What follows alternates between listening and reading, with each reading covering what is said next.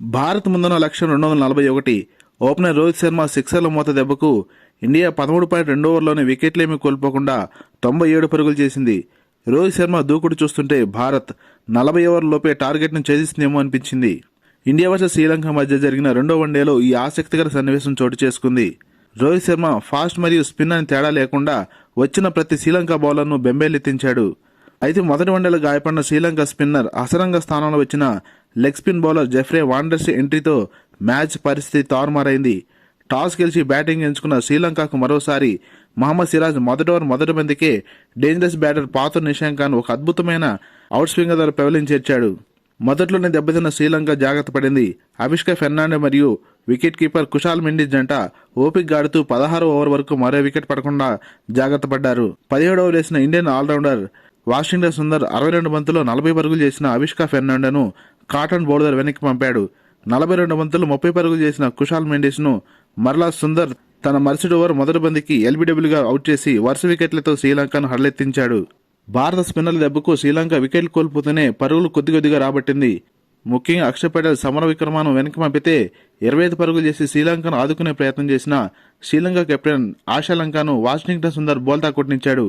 అద్భుతంగా బౌలింగ్ చేసిన Kuldeep Yadav Janith లయనాగను cotton bowl ద్వారా పెవలిన్ చేర్చాడు. 35 ఓవర్లలో 136 పరుగులకి 6 వికెట్లు కోల్పోయిన శ్రీలంకను ఫస్ట్ వన్డే స్టార్ ధునిత్ వెళ్లలాగే మరోసారి కీలక ఇన్నింగ్స్ ఆడి శ్రీలంకను ఆదుకున్నాడు.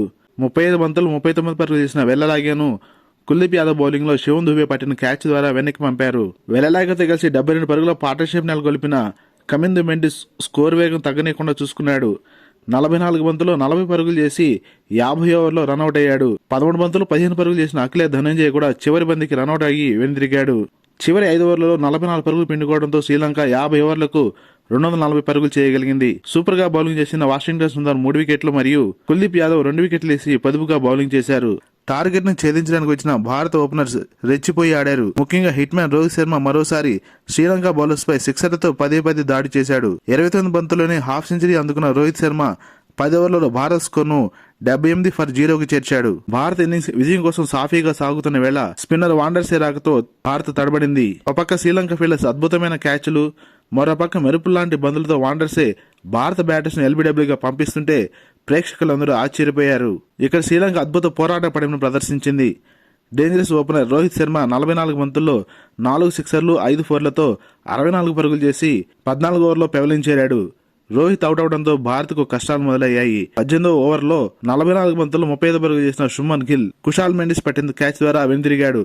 భారత ఓపెనర్స్ ఇద్దరిని పెవలిన్ చేర్చిన వాండర్సే చురుకైన బంతులతో విరాట్ కోహ్లీ మరియు శివం దుబేను ఎల్బీడబ్ల్యూగా వెనక్కి పంపాడు. 22వ ఓవర్లో వాండర్సే చక్కటి గూగులీ ద్వారా శ్రేయస్ అయ్యర్ను ఎల్బీడబ్ల్యూ చేయడం ద్వారా వాండర్సే కెరీర్లో ఫస్ట్ టైం ఒకే మ్యాచ్లో 5 వికెట్లు తీసిన రికార్డును అందుకున్నాడు. 22 ఓవర్లలో 133 పరుగులకి 5 వికెట్లు కోల్పోయిన భారత్ను ఇండియన్ ఆల్రౌండర్ అక్షర్ పటేల్ ఆశాలంక వేసిన ఓవర్లో 2 ఫోర్లు 1 సిక్సర్ సాధించి ఆదుకునే ప్రయత్నం చేశాడు. కానీ వాండర్సే తన దాడిని ఆపలేదు. వాండర్సే వేసిన 24వ ఓవర్ మొదటి బంతి ఆడిన కేఎల్ రాహుల్ షాట్ ఆడాలా వద్దని కన్ఫ్యూజన్ లో బౌల్డ్ అయ్యి వెనుతిరగడంతో భారత కష్టాలు మరింత పెరిగాయి. అక్షర్ కు జత కలిసిన ఇండియన్ మరో ఆల్రౌండర్ వాషింగ్టన్ సుందర్ కొంచెంసేపు వికెట్ పడకుండా ఆపారు. మరోవైపు వాండర్సే కూడా బౌలింగ్ రాకపోవడంతో భారతం విజయం వైపు అడుగులు వేసింది.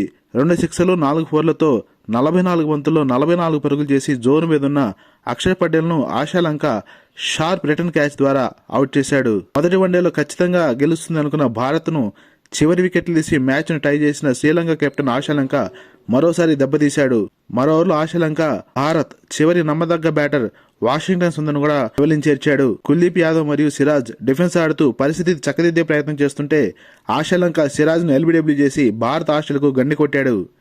హర్షదీప్ సింగ్ రన్అట్ అవడంతో 43 ఓవర్లోనే 208 పరుగుల వద్ద భారత్ ఇన్నింగ్స్ ముగిసింది. Player of the match Jeffrey Vandersay 6 వికెట్లు మరియు శ్రీలంక కెప్టెన్ చరిత్ ఆశాలంక 3 వికెట్లు తీయడంతో శ్రీలంక 32 పరుగుల తేడాతో భారత్ పై ఘన విజయాన్ని నమోదు చేసింది. మొదటి వన్డే టై, రెండో వన్డేలో శ్రీలంక విజయంతో ఆఖరిదైన 3వ వన్డే ఆసక్తి లేపుతుంది.